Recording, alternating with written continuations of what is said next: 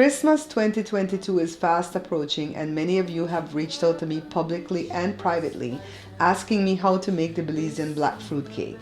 Although I have many videos here at the page showing you how to do this, and the recipes also in my book called Beans and Rice Volume 2, I'm going to make this video as a tutorial so that you guys can know exactly what to do and have your cake ready for Christmas. Alright, so first of all, let's get into the ingredients that we're going to need. You're watching the Bear Pantry Show.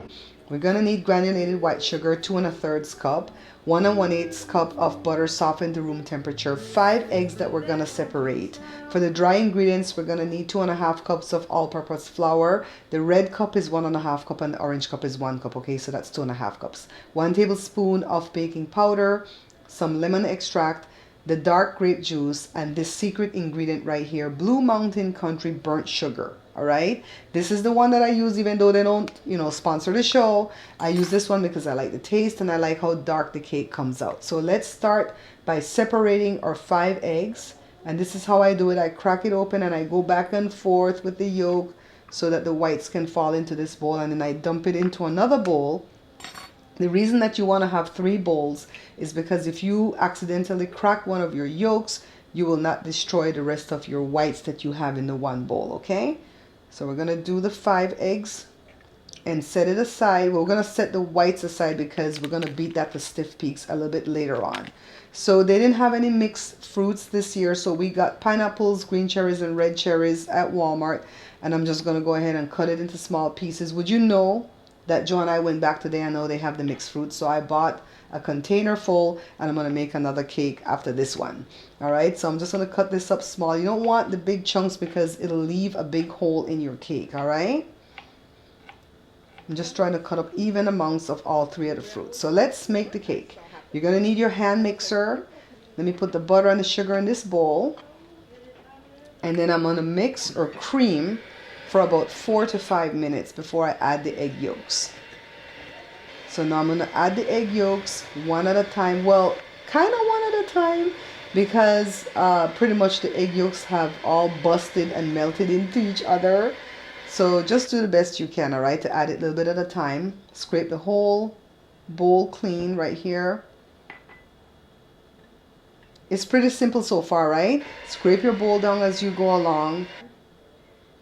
Now let's take care of the dry ingredients, the flour and the baking powder. If you are using an unsalted butter, then go ahead and add a little bit of salt here, like half a teaspoon to a teaspoon at the most. Here comes the baking powder, a tablespoon.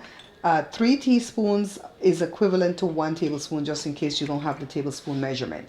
Let me go ahead and whisk this.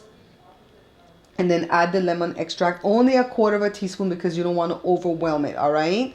My mom taught me that not everything uses vanilla extract. So sometimes you want to switch it out to lemon and also to pineapple. Some people use almond extract too, but I don't like the smell of that.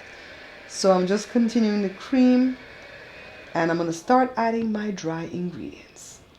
You want to stop along the way too and clean off your spatulas because that stuff will get kind of caked up in there and then it won't be mixed in. So I cleaned off my beaters and I'm beating the egg whites to stiff peaks, okay? So this just takes a few minutes. Once it reaches stiff peaks, we're gonna go ahead and set this aside. So let's add the dry ingredients in thirds. So I'm gonna do, 3 times. Work it in with the spatula first so you don't have a plume of flour going everywhere. Even if you're not running a camera like I am, you don't want to clean up messes. Here comes the burnt sugar. So I say this is like cousins to molasses for the people who don't know, but molasses tastes sweet and this doesn't taste sweet. It's not bitter either, it's just not sweet. So add it in, see it's starting to get the cake dark already. Use the whole container. I think this is like 14 ounces. Use the whole thing. I'm adding some of the grape juice to the bottle to rinse it out because I want the whole thing. Look at Jada's asking, Mom, why do you guys like this cake so much? We were raised on this cake. So add the grape juice in. Only 4 ounces of the grape juice. Okay. Get the beaters out because now we're going to start folding. But we're going to take care of the fruits first. Some people soak their fruits in rum weeks before they're going to do the cake.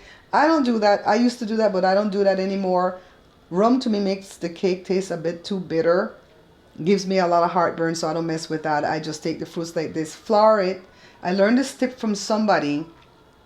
I don't remember who, but you just put the fruits through a strainer, dump it into the egg whites. I learned this tip from somebody else.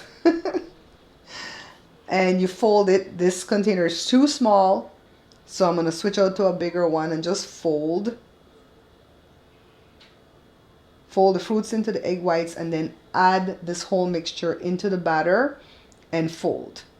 You're going to really need to have some strong elbows and wrists to do this because it's a very thick batter, okay? Just keep folding. And then Joe came over to help because I'm like, my arm hurts. And I'm dumping it into 2 pans. These are springform pans. You know how they come by 3? The 8, the 9, and the 10 inch. I'm doing the 8 and the 9 inch, okay? So I got 2 good sized cake right here. Set the oven to 325, not 350. You have to bake it slow and low because it's a thick batter. All right, so this, I checked on it at about an hour, 60 minutes in, and it wasn't quite done, so I gave it another 20 minutes, okay? So I'm gonna check on it again. They're done. Get them out. Let them cool for a while in the tin before releasing the sides. All right, so then release the sides. And then take it from the bottom piece, from the pan, and let it cool on the cooling rack. After it's cooled completely, Joe's going to show up with his little wine, and he's just going to wet it down with wine, and he does that like 2 days in a row. And then after that, he doesn't do it anymore. Now, I gave these 2 cakes away. I sent them for one of my aunts, but I made another batch, and I made 2 different pans, and they're taller, so they took longer to bake. They took 2.5 hours to bake. And I'm going to give this one away. And then this one, I'm going to go ahead and cut. Joe put the wine on it last night and this morning. And I'm going to go ahead and cut this one so you guys can see, okay? This is the Beth Andrews Show.